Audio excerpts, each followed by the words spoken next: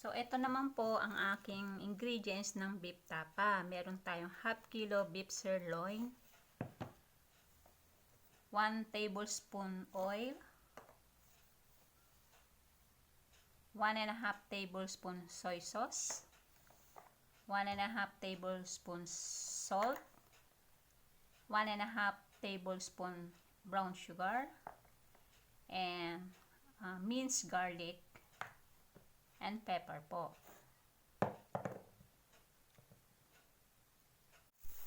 So, ayan. Magsasama-samahin lang po natin ang lahat ng ating ingredients. Then, imimix po natin siyang mabuti.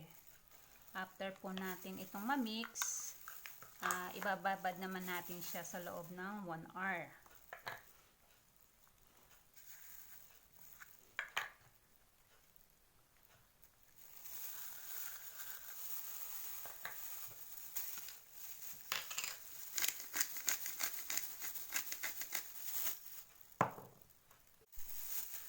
So, ayan po. Bali, mix lang natin mabuti ang ating lahat ng ingredients dito sa beef.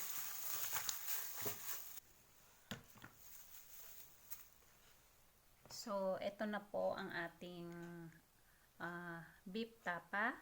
Ilalagyan lang din natin siya ng cling wrap. Then, babad lang natin siya ng 1 hour. Or higit pa po. Para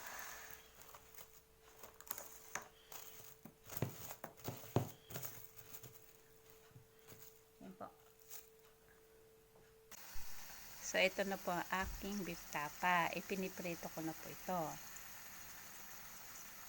Ayan po. So, ito na po ang aking beef tapa. Thank you for watching.